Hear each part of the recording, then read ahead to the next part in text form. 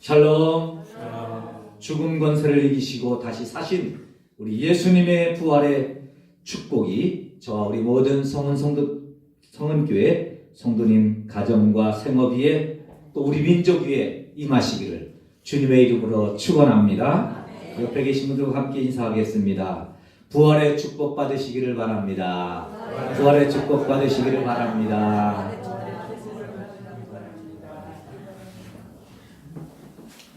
오늘은 전 세계 교회가 지키는 부활 주일입니다.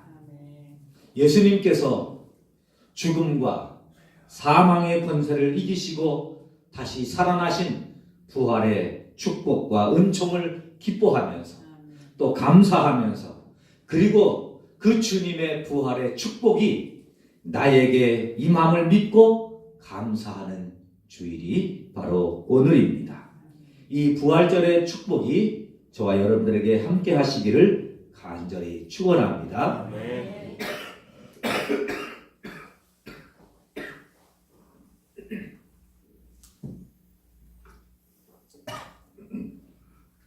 죄송합니다. 이 예수님의 부활의 축복이 우리 모든 성도님들의 심령에 또 가정에 임해서 죽음의 그림자가 임했던 곳곳에 부활의 축복으로 변화될 수 있기를 축원합니다. 예수님의 축복이 우리의 생활과 또 가정과 삶 위에 함께 하셔서 치유와 새 생명의 역사가 일어나기를 축원합니다. 이 부활 주일을 통해서 하나님의 생명의 부활의 축복이 이 도시 그리고 이 나라와 또 특별히 이 나라에서 사는 것이 너무 힘들어서 헬 조선이라고 외치는 우리 젊은이들의 마음속에 부활의 축복이 임해서 부활의 코리아라고 새롭게 외칠 수 있는 은혜가 임하시기를 예수님의 이름으로 축원합니다. 여러분, 우리가 예수를 믿고 구원받게 하는 최고의 메시지는 바로 이 십자가와 부활의 메시지입니다. 예수님의 십자가와 부활, 이것이 우리를 구원하고 우리를 살리는 말씀입니다. 지난 한 주간 동안 우리는 십자가의 길을 걷는 마음으로 특별 새벽기도 또 저녁 기도회를 지나왔습니다. 혹 참석하지 못하신 분들도 계시지만 집에서라도 기도하며 같은 마음으로 내가 예수님을 믿는 그 십자가를 깊이 묵상하면서 지나온 줄로 믿습니다. 그리고 오늘 부활주의를 맞이한 겁니다. 예수님의 부활에 대해서는 더 이상 의심의 여지가 없습니다. 아직도 부활에 대해서 의심을 갖는 분들이 이제 있을지 모르지만 부활은 이미 증명된 사실입니다. 역사적 사실로 또 지난 2000년 동안 교회의 역사가 그것을 증명하고 있습니다. 성경에서는 부활의 확실 그리고 사실에 대해서 수없이 말씀하고 있습니다. 이제 더군다나 우리는 부활을 믿는 사람들이니 예수님의 부활을 믿는 사람들이니 그 예수님의 부활을 마음속에 가지고 어떻게 살아야 될까요? 그 예수님의 부활을 이렇게 감사하면서 예배를 드리는 것으로 살면 되는 것일까요? 아니죠. 예수님의 부활에 감사하면서 예배할 뿐만 아니라 예수님의 부활을 나의 부활로 이어가야 될 줄로 믿습니다. 그래서 성경은 끊임없이 예수님의 부활뿐만 아니라 우리의 부활에 대해서도 말씀합니다. 우리도 살아나게 될 것이라고 말씀하고 있습니다. 예수님의 부활뿐 아니라 우리의 부활을 선포하고 있습니다. 그래서 예수님이 부활의 첫 열매가 되셨다고 말씀하고 있습니다. 할렐루야. 할렐루야. 첫 열매라는 것은 무엇입니까? 첫 열매로 끝나는 게 아니에요. 첫 열매부터 이제는 부활의 열매가 계속된다는 말입니다. 그 부활의 열매가 계속되어서 저에게도 여러분들에게도 이어지는 줄로 믿습니다. 이번 부활 예배를 통해서 2019년 부활 주일을 통해서 우리 성도들의 마음에도 믿음에도 삶에도 하나님의 부활의 축복이 임하실 수 있기를 간절히 바랍니다. 아멘. 한번 따라해 보실까요? 예수님의 부활이 나의 부활 되게 하소서. 할렐루야. 아멘. 예수님의 부활이 우리 모두의 부활이 될 수 있기를 주님의 이름으로 축원합니다. 아멘. 요한복음 11장에 보면 예수님께서 가장 사랑하셨던 사람들의 이야기가 나옵니다. 예수님이 생전에 가장 사랑하셨던 사람 가운데 한 사람, 그 가정 바로 나사로의 가정입니다. 부모 없이 나사로와 마르다와 마리아 3남매가 살고 있었습니다. 예수님을 만나고 예수님을 잘 믿는 그런 가정이었습니다. 그래서 예수님께서 그 가정을 특별히 나사로를 특별하게 사랑하셨다고 성경은 기록하고 있습니다. 이들은 예루살렘 가까운 베단이라는 동네에 살고 있었습니다. 예수님께서 그들 집에 그들을 사랑하는 만큼 자주 그들 집에 가셨습니다. 그런데 그만 나사로가 병이 들게 되었습니다. 하루 이틀 알면 나을 줄 알았는데 낫질 않는 거예요. 병세가 점점 심해서 죽게 되었습니다. 마침 예수님이 가까이 계셔서 예수님께 사람을 보냈습니다. 예수님이 사랑하시는 나사로가 죽게 되었습니다. 빨리 오셔서 좀 기도해 주세요. 살려주세요. 고쳐주세요. 그렇게 빨리 와서 좀 살려달라고 도와달라고 예수님께 사람을 보냈습니다. 기도했지요. 간절히 부탁을 드렸습니다. 예수님이 다른 사람도 아니고 그토록 사랑하는 나사로의 집이니 그토록 사랑하는 나사로가 죽게 되었으니 열리를 제쳐놓고 달려가셔야 되지 않겠습니까? 그런데 예수님을 통해서 들어온 기별은 예수님이 오시는 곳이 아니라 걱정하지 마라. 하나님이 영광 받으실 일이다. 그리고 안 오시는 거예요. 마르다와 마리아는 예수님을 믿었습니다. 그래, 하나님이 영광을 받으신다고 하니 우리 오빠가 살아날 거야. 고침받을 거야. 아니 예수님 오실 때까지 우리 오빠가 조금 힘들어도 견뎌는 줄 거야. 희망을 가졌지요. 그러나 웬일입니까? 오빠가 죽었습니다. 마르다와 마리아가 어떤 생각을 가졌을까요? 예수님, 하나님 영광 받으신다며요. 기도하면 된다며요. 얼마나 절망이었겠습니까? 얼마나 낙심이었겠습니까? 더 섭섭하고 더 힘든 건 장례를 지나는 때까지 예수님 안 오시는 거예요. 장례가 끝날 때까지 예수님 오시지 않았습니다. 얼마나 마음이 힘들고 섭섭하고 안타까웠는지 모릅니다. 장례가 다 끝난 다음에 예수님이 오셨습니다. 할 말이 참 많았지요.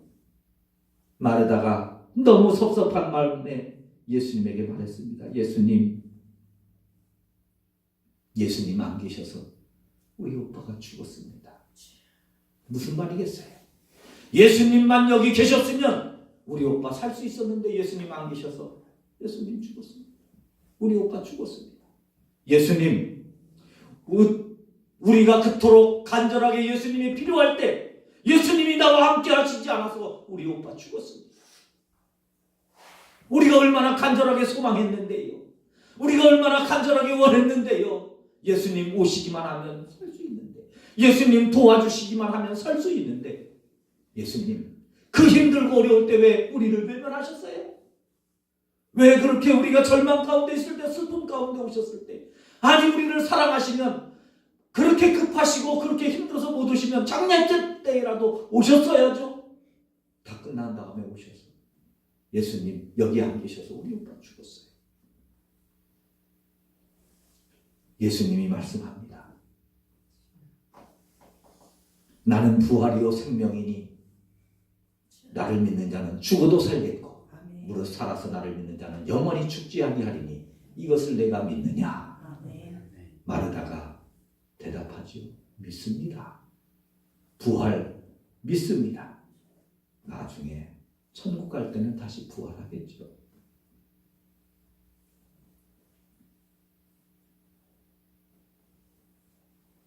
그러자 예수님이 말씀합니다. 네 오라비가 살아나리라. 사랑하는 성도 여러분, 예수를 믿으면서 이 마르다와 마리아처럼 예수님을 믿다가 기도하다가 응답이 되지 않아서 예수님이 그토록 사랑하시는 나사로가 죽는 것처럼 내가 마지막으로 희망하고 기대하고 소망하고 열망하고 기도하고 바라던 일들이 이루어지지 않아서 응답되지 않아서 그 일이 내가 원하는 대로 되지 않아서 절망하던 때가 혹 없으셨는지요? 그때 예수님이 내 기도만 들어주셨다면, 그때 예수님이 나와 함께 하셨다면 그런 절망의 상황을 맞으셨던 때는 없으셨던지요?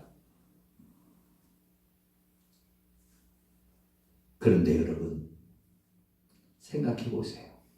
예수님이 여기 계셨다면, 죽지 않았을 것이 확실하게 믿어진다면, 오빠가 죽은 다음에 예수님이 다시 오셔서 여기 계시면 그 오빠가 살아날 희망은 없을까요?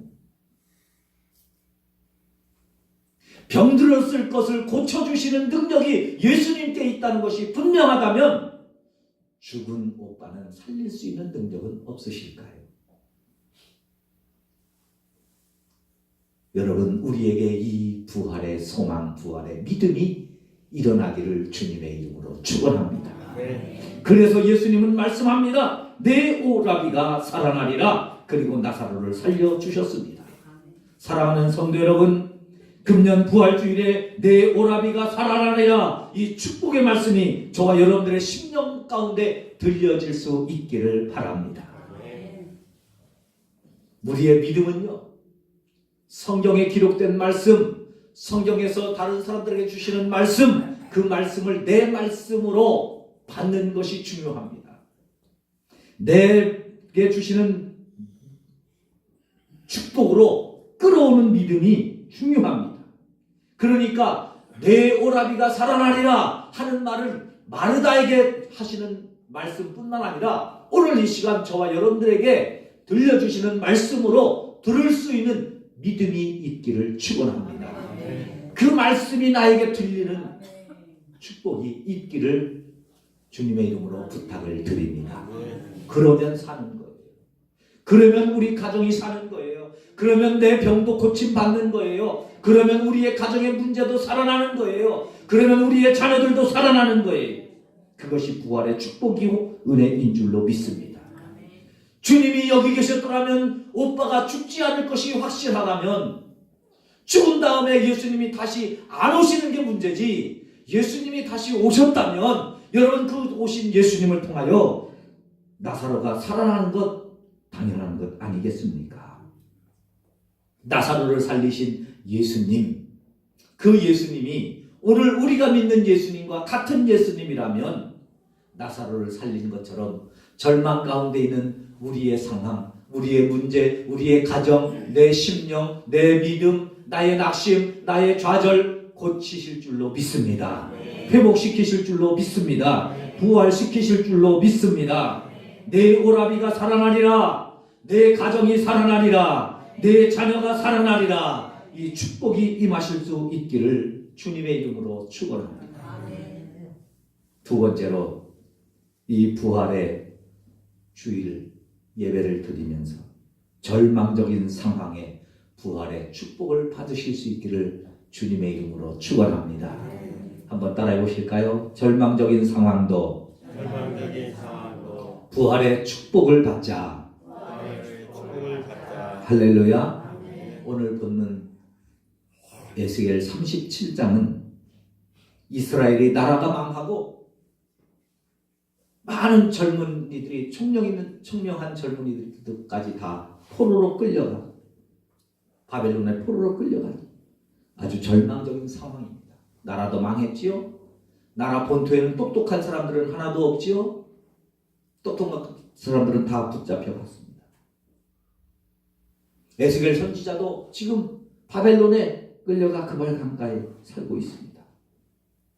이스라엘은 최악의 상황입니다.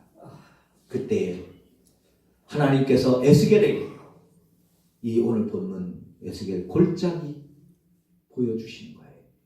골짜기를 보여주시는데 거기 가보니까 뼈들이 가득 찼어요. 섬찟하겠죠. 죽은 뼈들이 가득했는데 더군다나 뼈들이 얼마나 오래됐는지 바싹 말랐습니다. 바싹 말랐어요. 뼈도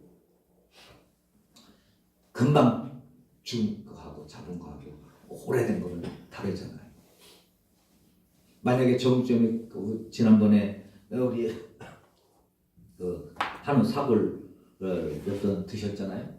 근데 그 국을 끓이는데 뼈 오래된 거 한 20년 어디 묵은 거 갖다가 끓이면 그게 우러납니까? 그건 아무리 끓여도 소용이 없어요. 에스겔 골짜기에 뼈들이 아주 말랐더라. 2절에 보니까 마지막에 아주 말랐더라. 완전히 바싹 말른 겁니다. 더 이상 희망이 어떤 희망도 보이지 않습니다. 그런데 그곳에서 하나님의 에스겔에게 묻는 거예요. 이 뼈들이 능히 살 수 있겠느냐? 에스겔이 적잖이 답변했습니다.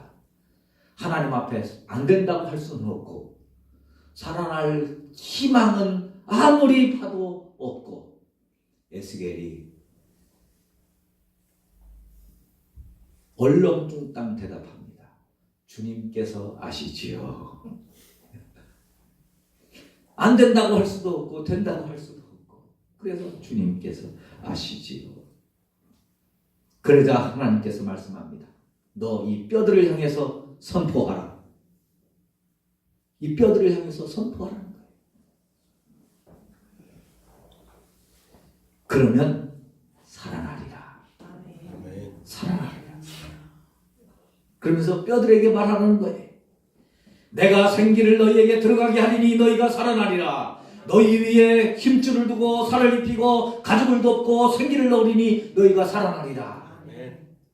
에스겔이 사람들이 없어서 용기를 냈는지 아니면 믿음이 있어서 용기를 냈는지 아마 저 같은 다른 사람들이 있었으면 믿음이 없어서 못했을 수도 있을 거예요. 근데 여하튼 에스겔은 믿음이 있었습니다. 할렐루야. 아멘. 순종하는 믿음이 있었어요. 할렐루야. 아멘. 할렐루야. 아멘. 이런 은혜가 있기를 축원합니다. 아멘. 그리고 그 선포하는 거예요. 선포하는.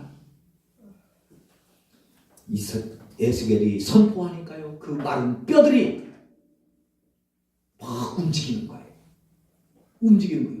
움직이더니 여기서 턱 저기서 턱 뼈들이 막 움직여서 자기들끼리 아니요 거기는 내 자리요 아닌데 내 자리 같은데 아니라니까 그러면서 뼈들이 자기 자리를 척척 찾아가서 생각해보세요. 그 수많은 뼈들이 막 움직여서 봤는데 얼마나 무섭기도 하고 두렵기도 하고 소리는 또 얼마나 나겠어요.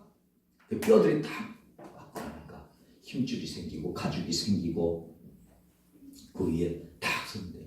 큰 군대였습니다. 할렐루야. 할렐루야. 큰 군대가 살아났어요. 이것을 보여주시고 나서 하나님이 11절에서 말씀합니다.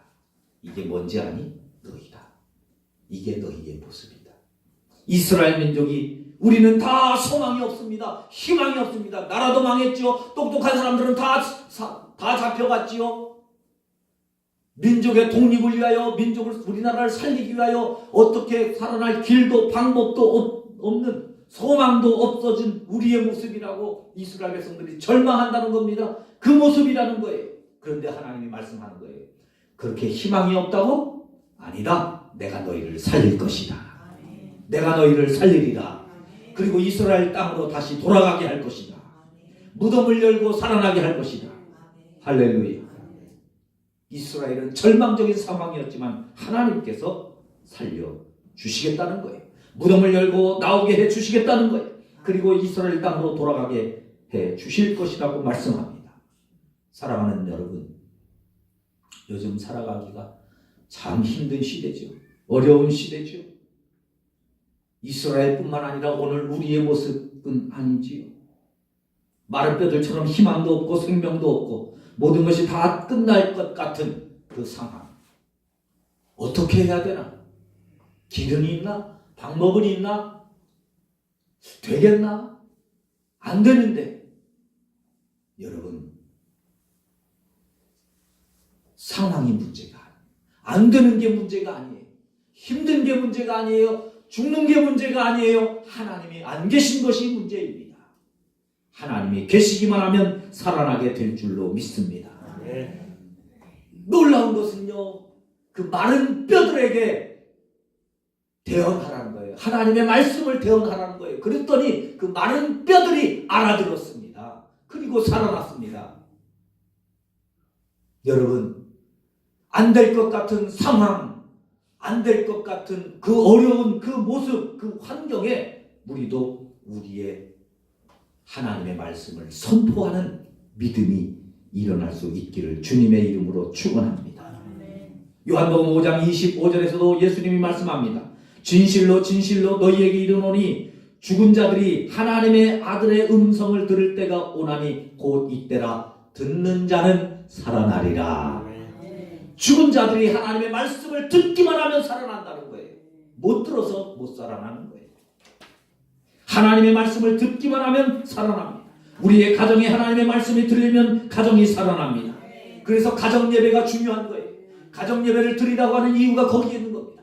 여러분, 가정에서 찬송을 부르고 하나님의 말씀을 선포하면 가정이 바뀌어요. 가정이 살아나요. 하나님의 말씀의 능력은 그런 것입니다. 말씀에 빛이 있으라 하면 빛이 생기는 거예요. 하나님의 말씀이 능력인 줄로 믿습니다. 우리의 마음에 하나님의 말씀이 생기면 마음이 살아납니다. 회복됩니다. 그래서 말씀을 묵상하는 것이 중요합니다. 사업장에 하나님의 말씀이 들리면 사업장이 살아납니다. 그러니까 어렵고 힘들면 사업장에 출근하자마자 먼저 문을 열기 전에 하나님 말씀을 선포하세요.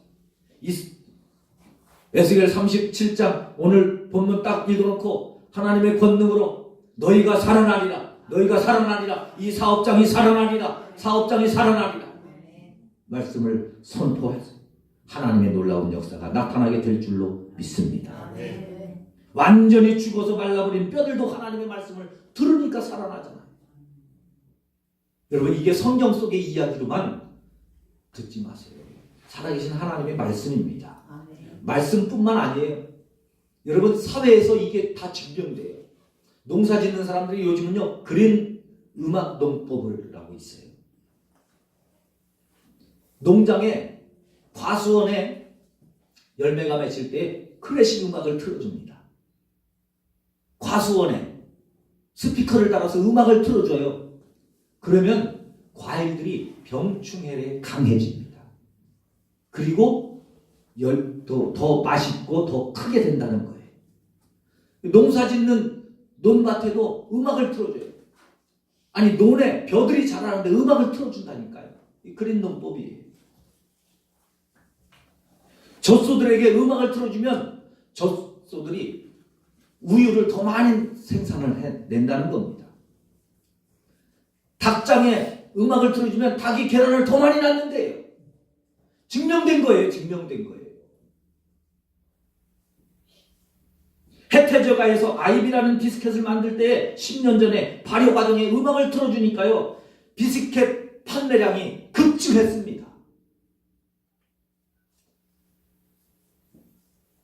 과자를 만드는데도 음악을 틀어줬는데 비스켓 판매량이 늘어난 거예요. 급증한 거예요. 왜요? 사람들이 자꾸 이상하게.